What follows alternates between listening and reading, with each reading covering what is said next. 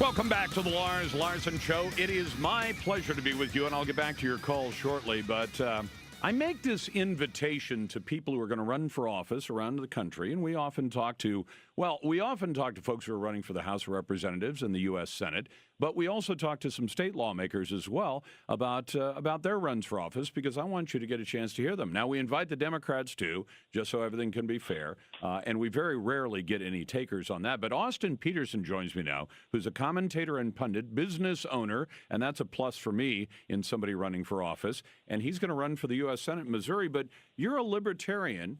You're a former libertarian presidential candidate, but you're going to run as a Republican when you run for the Senate. Welcome to the program, and tell us why you made that decision. Well, thanks for having me, Lars. I'll tell you, I spent 6 hours a day making over 4,000 phone calls to my supporters, and I asked them all the same question. Should I run? 100% of them said yes. Which party should I run under? And 98% of them, including registered libertarians, some Republicans, even a few progressive Democrats, said run as a Republican because they want Claire McCaskill out of office as bad as I do. Well, and I guess the label at the end of the day isn't as important as your principles, is it? 100% correct. I am not changing who I am or what I believe in.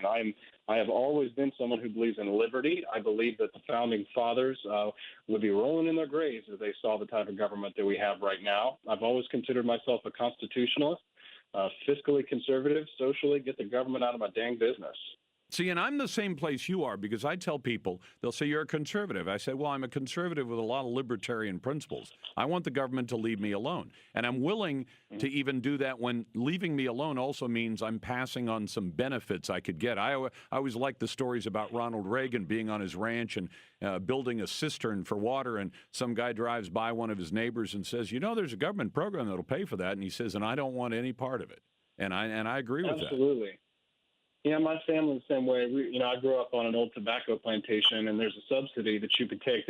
They actually pay you not to grow tobacco, and they do that so that the tobacco farmers will have less competition. So, it's in essence a subsidy. It harms the economy, and quite frankly, that's the kind of stuff that I'm going to government to cut. Ronald Reagan has always been a big inspiration to me. I kind of come from the Ronald Reagan, Calvin Coolidge wing of the party, and Ronald Reagan said that libertarianism is the heart and soul of conservatism. So if you want somebody who's going to get into government, to micromanage your life, you got to find somebody else, because quite frankly, I'm going to take over government so I can leave everyone alone. I'm talking to Austin Petersen, who's going to run as a Republican for the U.S. Senate from Missouri. Now, I want to ask you about, when push comes to shove, though, you're going to be running in the Republican primary. So when you run up against other Republicans, this puts you in an agriculture state, a state with a lot of agriculture in it. There are going to be people who say, well, what about this program like, crop subsidies and farm insurance, crop insurance, things like that? I'm all for those things if they're done privately, or if they're done where where the farmer who wants to buy crop insurance is paying the whole tab for the premium, just like I pay for my insurance. And I'm wondering, how are you going to do that and win in a state with so much agriculture as Missouri?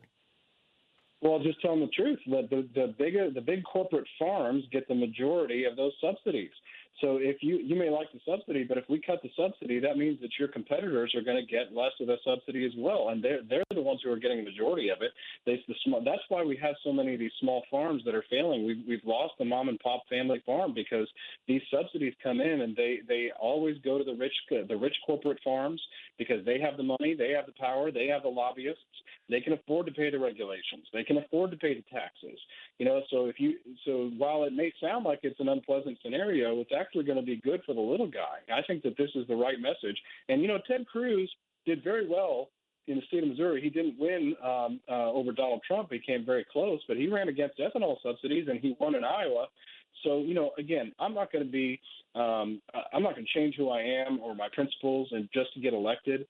I'm going to fight for what I believe is true and right. And if we want liberty in this country, we want to cut welfare. Well, that is a form of welfare, and we need to stop it.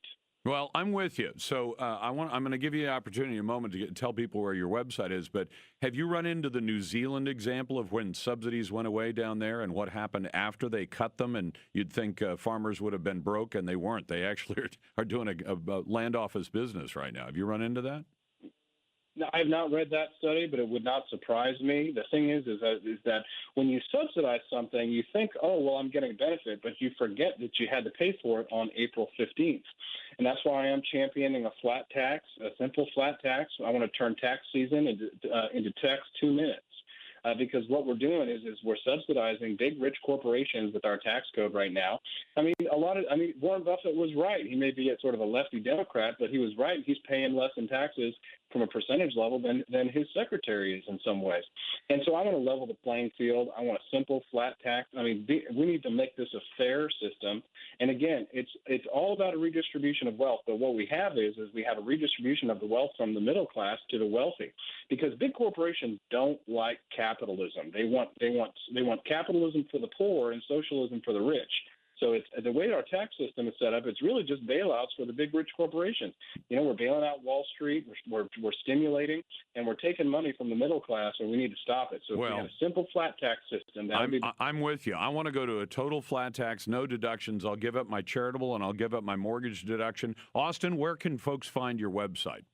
Or Facebook? Well, Austin for Senate, it's really easy. You can find me AP for Liberty on Twitter. If you want to get really cheeky, if you go to your website and you type in fireclaire.net, you'll find me. Austin, we'll look forward to visiting with you as we head up to when the folks in Missouri make their choice, and good luck to you.